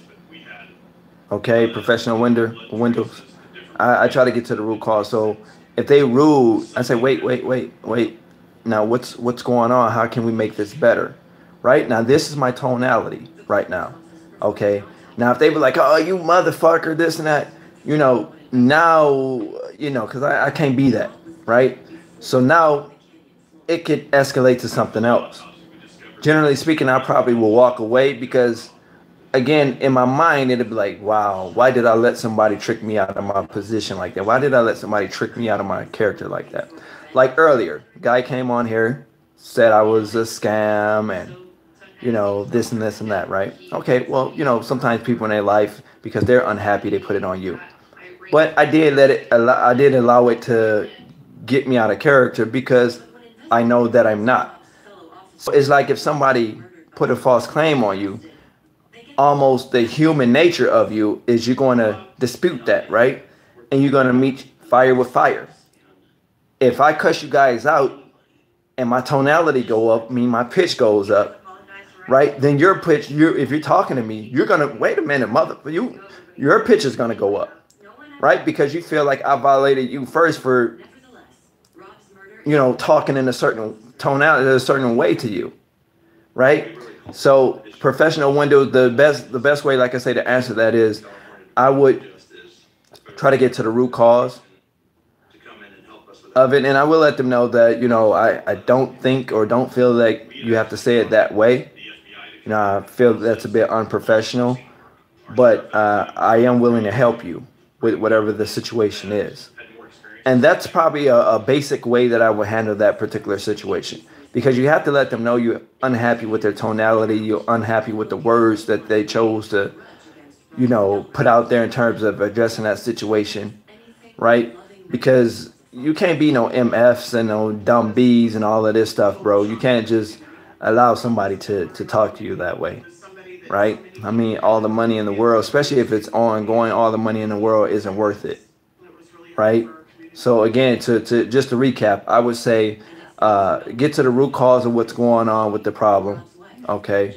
Let them know that, you felt that was rude by them calling you this or them saying this or that, right? But tell them you are willing to help them out and resolve the situation. So you address the situation. You let them know that you was unhappy with the way they came at you with the situation. And finally, you're willing to resolve this situation. You're willing to help them with whatever the situation is. Okay, whatever they have a problem with, whatever the issue is. Okay? So that's what I would probably suggest. You guys got any more questions? Any more questions, you guys? Struggles that, according to some folks in Susanville, stemmed from Joanna's infidelity.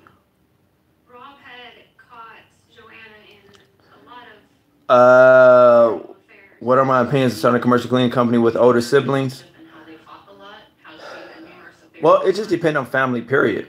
He had covered cheating My family probably wouldn't work starting a business because, with our next door neighbor at one point, you and know, it's an ego every time thing. that dad So would it visit, probably wouldn't he work. just said, Mom and Dad told Um, me. I begged him as once or long as twice. your older sibling, I guess, is coachable, you can give it a shot. I don't want to say, well, don't do family because everybody family isn't the same. I know with my family, it wouldn't work, but maybe it might work with your family. So if you're doing it with the older sibling, as long as they understand that you being the younger sibling is your business, they have to adhere to what it is you're saying. They don't have a problem with it, then I say go for it. I say give it a shot. But if they feel like because they're the oldest that you got to listen to them and their ideas is good, no problem, professional Wendell. They feel like their ideas is better than yours and this and that. Is your business at the end of the day. So I can advise you all day, but you still ultimately, as a business owner, have to make the appropriate decision for yourself and for your company, right? So that's what I would suggest. That's how I, say deal with it. If you're doing business with them, or you hire them as an employee, or you bringing them in as a partner to your business, just let them know, that you are the head honcho. You're the main owner, and because that you're my brother, don't mean, or you're my sister, don't mean that you know everything, and I still get the last word in this particular company. You just have to address it head on. You have to let them know, According to Samantha and okay? Holly, And that's how I would suggest that you handle that. You guys got any more questions for me? Just want to go ahead and answer. Years older than Joanna, Robin James's background couldn't have been more different than her husband's. I was a correctional officer at the jail, and he had been an inmate in and out a couple times. Robin James. You guys got any more questions here? Criminal history, nothing incredibly violent until a conviction of spousal abuse in 2000. Have I started any other business? Yes, I have a transportation service called $5 Ride. It's my version of the Uber and Lyft. I market that just directly through Facebook.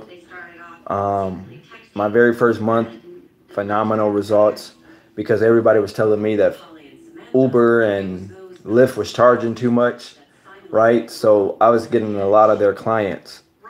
Okay, so I started it up. I did my research. I hired other drivers. I was a driver at one point. But because of me building my brand with my business, I was getting a lot of struggle in the beginning with it because people wanted me to be their driver, whether they were east side, west side, north side, south side of me. And I was the only, I can't be the driver for everybody. That's why I hired to hire people. I do that. I also do Direct Auto Network, which is my auto broker firm, which I'm about to. It hasn't really been that profitable for me with the cars. I broker new and used cars, so I'm about to stop doing that. I'm about to kind of get out of the brokering, the auto brokering business. I don't know if it's not as profitable because I haven't put as much time and investment into it, or if it's just the market. I don't know what it is, but I think I'm about to stop. I'm about to let that part of my business go. And I also do public speaking. Yes, sir. We both agree on before we apply for the LLC. Thank you for your input. I really appreciate it. Yeah, not a problem. Yeah, you make sure. Yep. Before you go into business, you just make sure that they understand that you the head honcho of it. They are a partner of it, and you also have to hold them accountable. They can't get the rewards from the labor that you put in, and just because their name is on paper, feel that they entitled to the. He loved Joanna would probably done just about anything and put up with anything. Let me see here. Marriage at that point. Addison Starr said, a lot of authors recommend having an end game for your business. Do you plan on eventually selling your business as a whole, or are you willing to keep it and pass it on to the next generation? You know what? I've been asked that question probably ever since I've had my YouTube channel. And I actually been approached to sell before. I've been approached to sell by As you guys know, I have my accounts in VA. I sold those accounts to a franchise there because it was relatively small in the area, and I was really cleaning up in those areas, which was Portsmouth and Virginia Beach.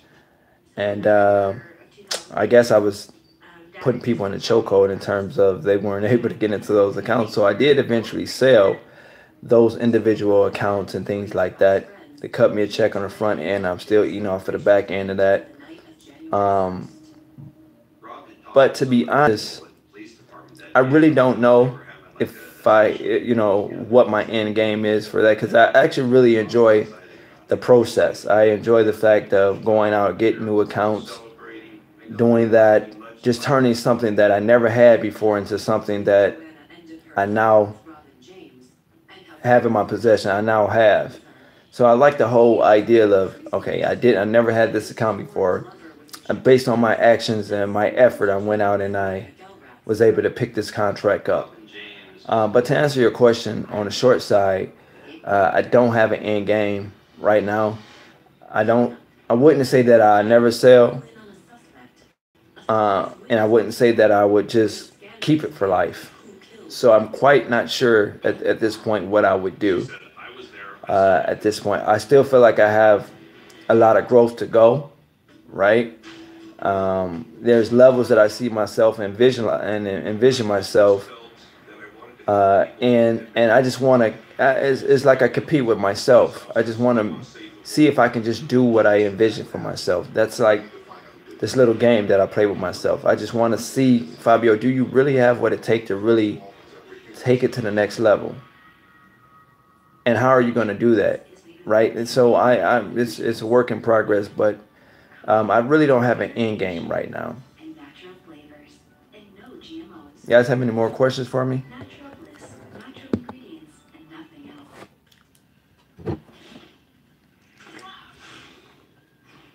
First, they're sour. Then they're sweet. Thanks, guys. New Sour Patch Kids Fire and Freeze. Sour, sweet, gone.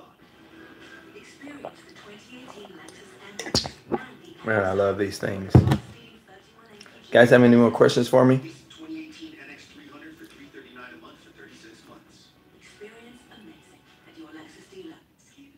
What's with him? He's happy. Oh, no problem. No problem. Thanks to our bird's eye voila skillet beans. And they only took 15 minutes to make. Bird's eye voila. So veggie good. Casual sharing puts teens at risk for a rare, potentially fatal disease, meningococcal meningitis. Spread through saliva, meningococcal bacteria can infect the bloodstream. It can take your teen's life in just 24 hours. That's why, even if they had the first dose of the MCV4 vaccine series 11 or 12 years, When I was in high school, I said 16, to help I didn't want to be a janitor, but I got my first job at 9 years old as a floor tech. Now I started my window cleaning business. I want, I guess I want to own a cleaning business. All right. Are you profitable doing windows now? Are you profitable doing windows with your window cleaning business?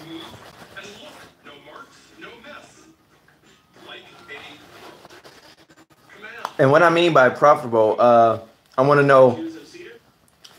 I want to know. Are you able to handle your bills, both personal bills? Are you profitable with your professional window cleaning business right now?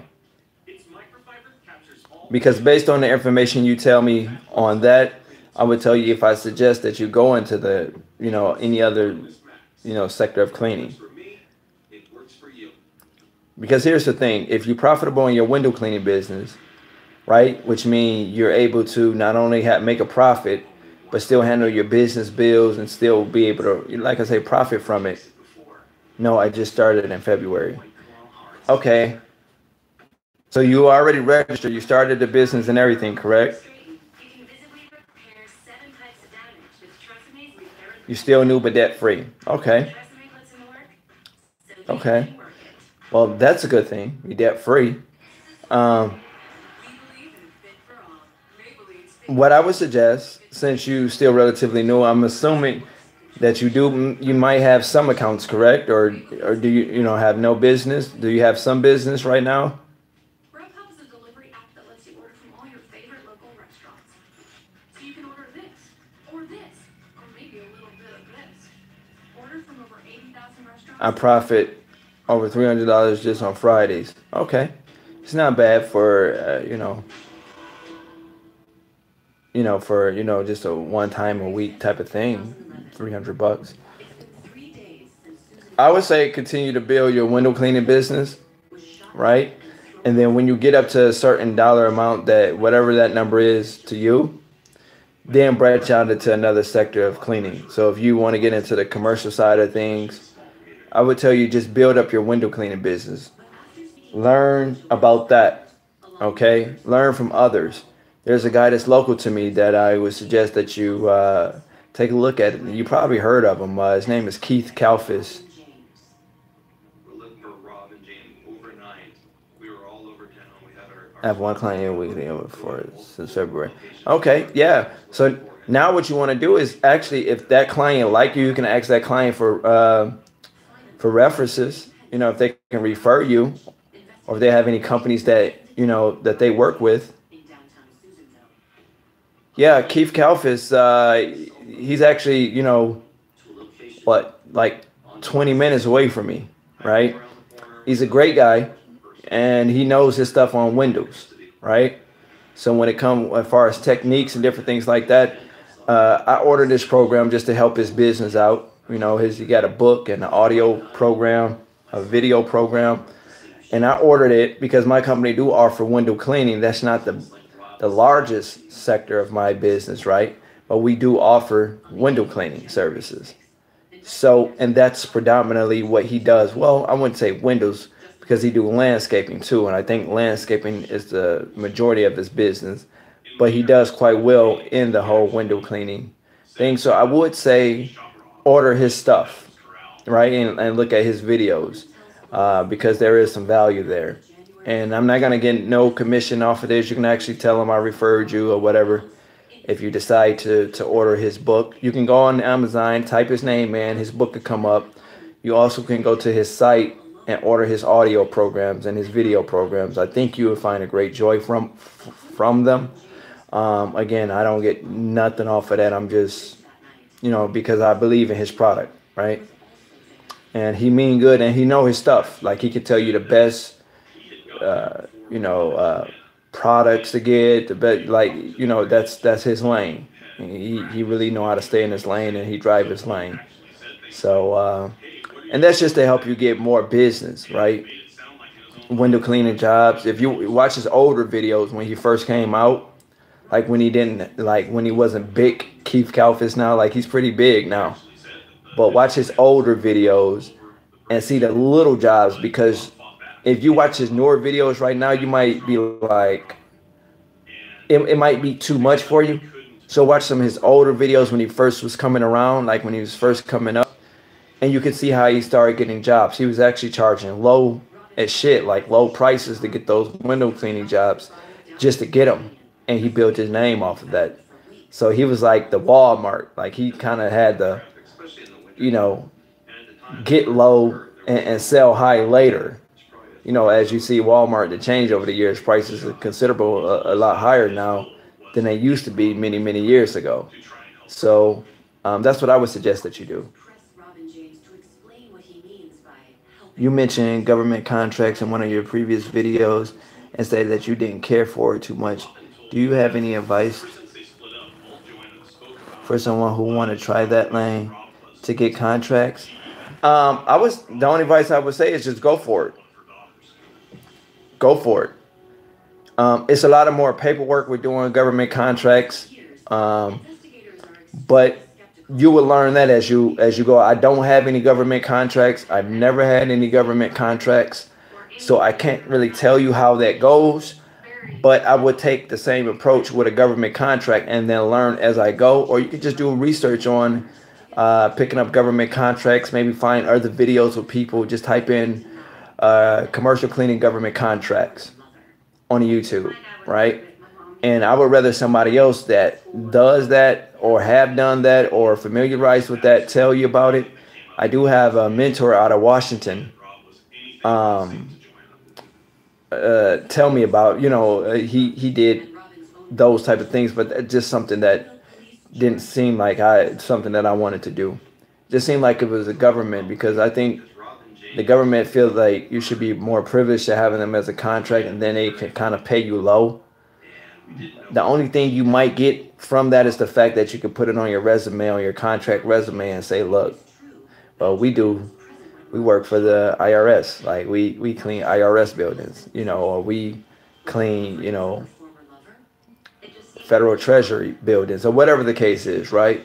So I think without just saying that you clean those buildings, that would solidify you, and you could pick up a lot of other accounts saying that you clean up government buildings, because they're like, whoa, the government hired these guys, so they must be terrific. That would be the mindset. But I would say do some research on it. Check out other videos from people that's actually doing it and that can break it down to you on how to really, the technicalities of it. I've never done it, so I don't know exactly what to tell you, and I don't want to mislead you here. She said, I was there, I saw Robin do it. Let me see. I'm still really focusing on marketing my business and trying to set up accounts. I stay in a very small town in Georgia, but I remember in old videos you said that at times it takes to relocate to. Yeah. So you might I don't know what part of Georgia, but I'm assuming if you go to like the big city, if you like Atlanta, what else? What other? Like if you hit Atlanta and you hit like all 6 zones, zone 1 through 6 of Atlanta. Like I used to stay in Atlanta, I was zone 6, East Atlanta. That's where most of my accounts are, on the east side and Midtown. I would suggest, I think you can do really, really well in Atlanta if you go to the city part of Atlanta. Like you'll pick up more contracts. They might not, because I'm a firm believer, I don't think in a city, like in a big city, that they pay a whole hell of a lot, but you can get your feet wet and get some business in the city, especially with window cleaning. I think if you really want to make money, the suburban areas, right, surrounding Atlanta, like the suburbs of Atlanta, Sandy Springs or Smyrna, like the more well-to-do, like Cobb County, the more well-to-do areas, you'll be able to clean up in those areas. Okay, I believe like you'll be able to make more money. But city-wise, I think you will be able to get your feet wet if you just leave your small town and go to a big city and get established there. She says she really had feelings for both men. Let me see here. So she panicked, and she made up the story about Rob going missing. Okay, you stay in South Georgia. Okay, 3 hours away from Atlanta. Yeah, man.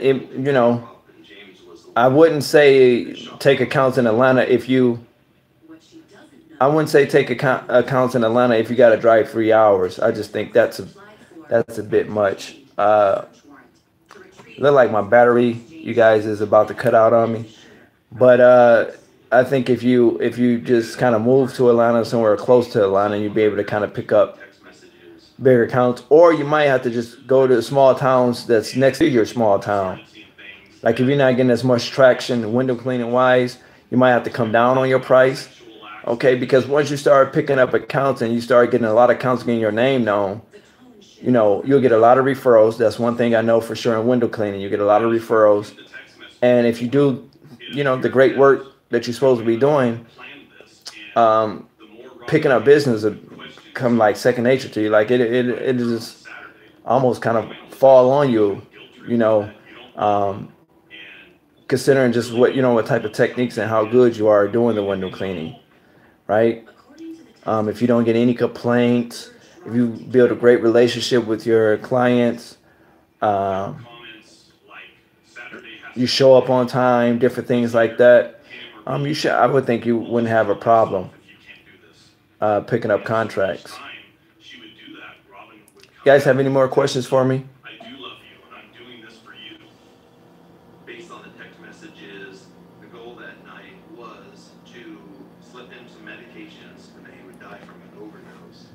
You see it right. No, business license in my town.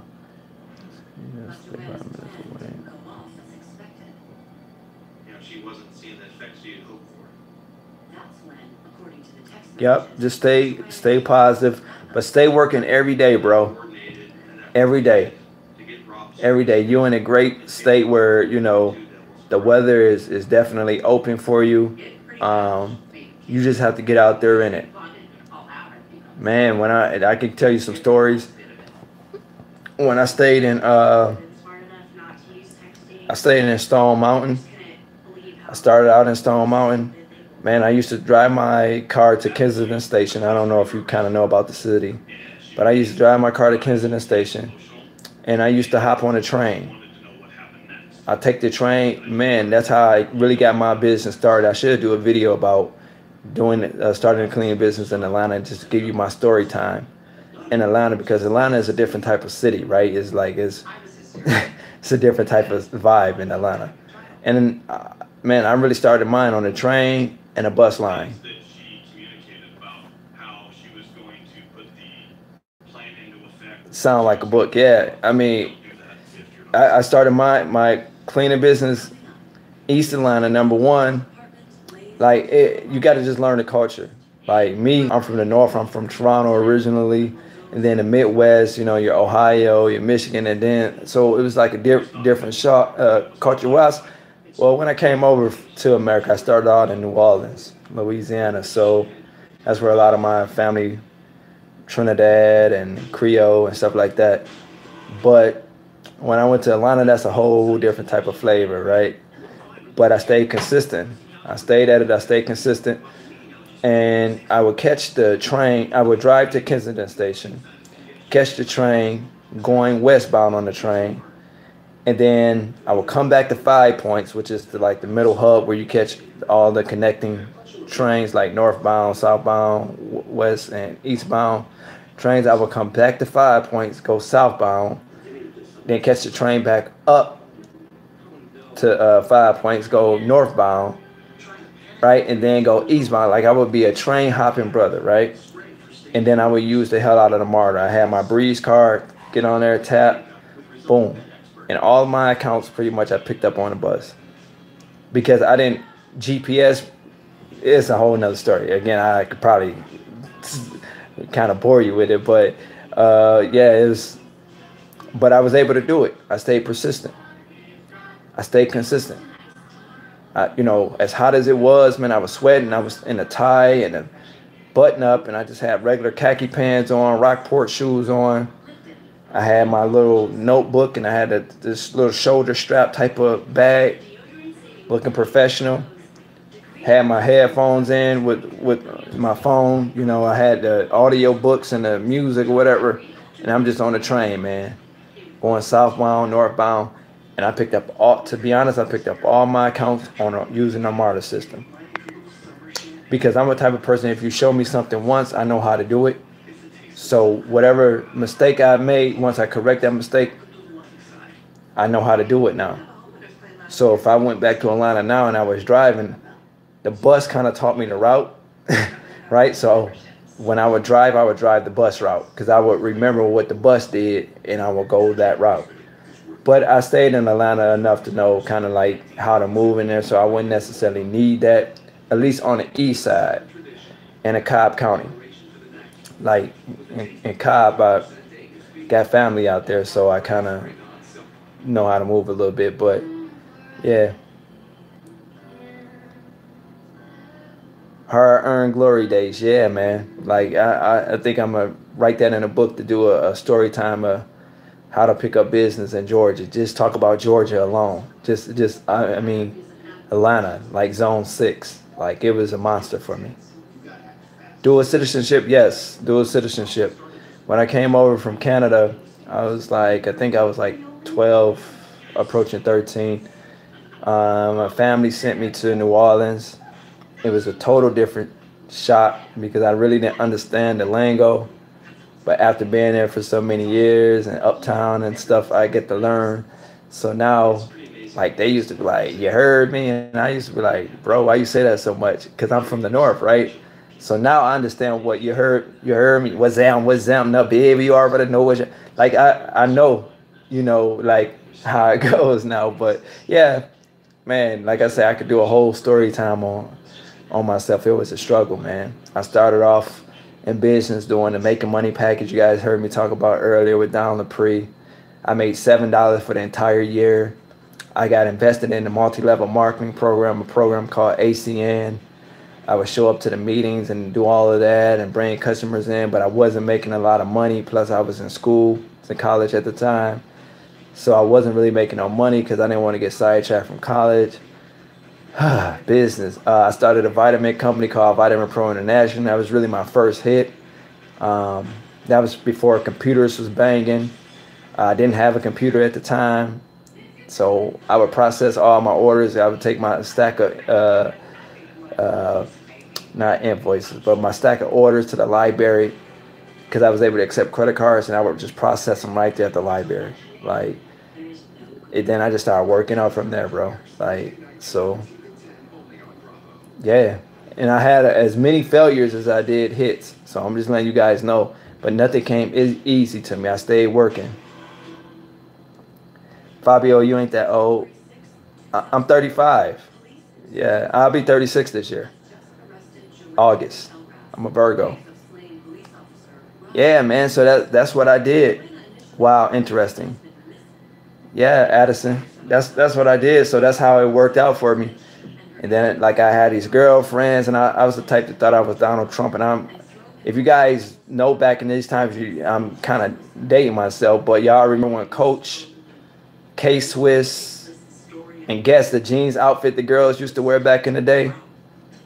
The Coach bags and all that. If you had a Coach back in the day and you was rocking Guess, man, back in the Tommy Hilfiger days when Tommy used to be popping, like I had Tommy Hilfiger, like I would buy all of that stuff. But I don't know who I was trying to impress. Like I would just buy it because I had the money. And I would fuck over money before I knew I was out of business, before I was even ever in business. Like, so I really had to learn to be focused. Girls would be like, hey, man, you want to go out eat? I'm like, yeah, what you mean? Shit, yeah, I can go out and eat. Shit, let me get ready. Yay. And I take them out to eat, and we laughing and yee-hawing like jackasses. And before I know it, I done spent the business money, the marketing money. And now I got to re-back up, right, with other business revenue to come in and try to make that work for the fuck up where it was just terrible. So, I was pretty good at starting ventures, but I wasn't as good in making them grow. I didn't really have my first hit into my vitamin company. And what I did, to be honest, man, is I took Don Lepre. You guys, if you do research on Don Lepre or look up the greatest vitamins in the world, that's the name of his vitamins. I modeled his entire company. Like I studied him and I modeled his company. I seen how he operated, and I operated the same way. Now he got in trouble with the government, which is why he committed suicide. He couldn't withstand that. I was trying to talk to him. I didn't want him to do it, bro. Like he's like my mentor. I used to talk to him. Like I know his kids and his wife, like who I still talk to this day every so often. Like, man, so that kind of hurted me. But anyway, that's, water under the bridge. But I kind of modeled his stuff, and I was able to create a similar result. I was making like thousands of dollars selling vitamin. And the way it would work, I would order them because I wanted to feel official. So I would order the vitamins from my supplier and get it at a wholesale price and then resell it, right? So once the order came to the house, I would have like a closet full of vitamins. And then I would advertise locally or online or whatever, right? And then when the order came in, I would take the order over the phone. And I didn't have a computer, but I had to remain professional. Again, this is what I was telling you guys earlier. You got to make it do what it do. So I would say, okay, yeah, we're going to process your order. So what I would do is take all of the orders that came in for the day, and I would process them today before the library closed. So I was even library hopping because they only give you an hour on the computer, right? And then they shut it off. So I would go to another library, process what I couldn't finish in them for. Man, it was terrible. But I got them in. And it used to be joyful to call that automated system to check my ACH deposits. And be like, the lady be like, you have $4,316.25 in your account. I used to be like, shit, yes. Like, like that's just one day. So again, guys, this is a whole nother story time. I hope I'm not boring you guys, but I'm just kind of giving you a little insight on how I came up and where it got me, with the whole cleaning thing. The way the cleaning started, I ordered this product called Your Clean Future. I seen in a small business opportunity magazine for years and years. In the back of the magazine, and I was like, man, this guy been in this magazine for years, bro. Like I was in school when he was still in there. I swear to God. And I ordered his. I moved to Michigan. I moved from Michigan to Texas on the same type of grind. You got to, Addison. You got to.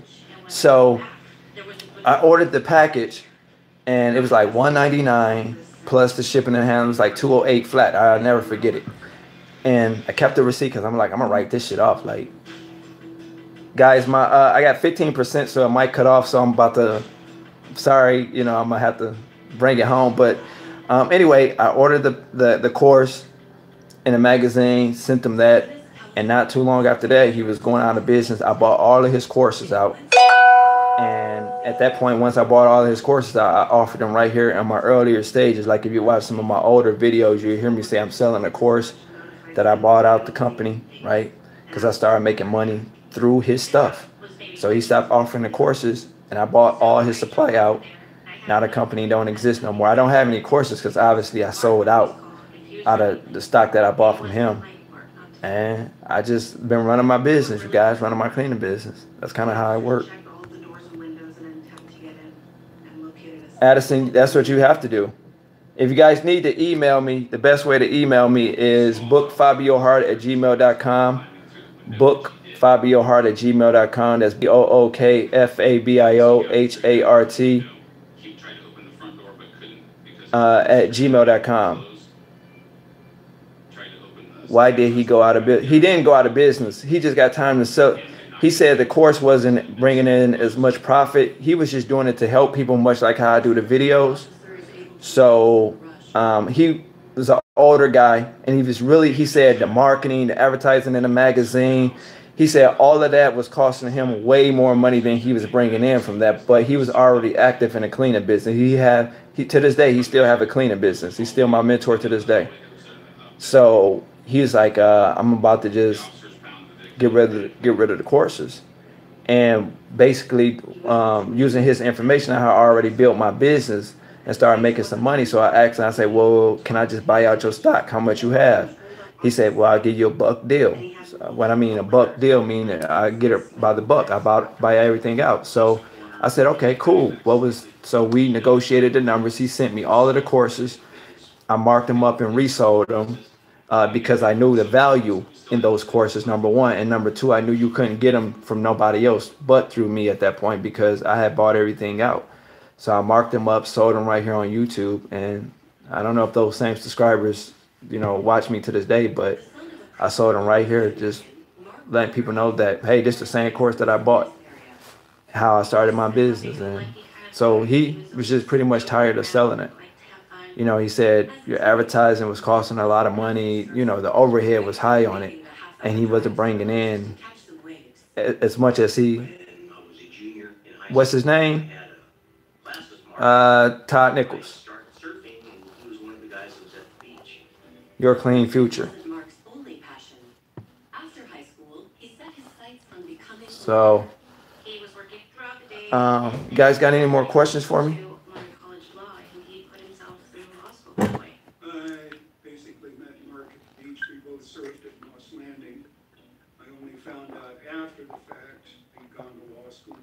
Practicing in Salinas.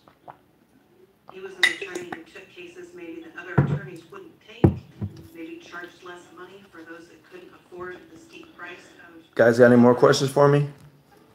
Over the years, Mark's practice thrived, but his... Okay, gotta go too. Thanks so much. Very informative. No problem, Addison. All right, you guys, I'm gonna go ahead and let you guys go. Sorry, I need to charge my phone. But remember, you guys, if nothing else, the only person that could ever stop you from starting up your own dreams and making it to the top is you. Just stay focused. You can do it. Believe in yourself, and you have to work this thing every single day, without question. You have to market every single day, not once a week, every single day. Take care. Though unlike Mark,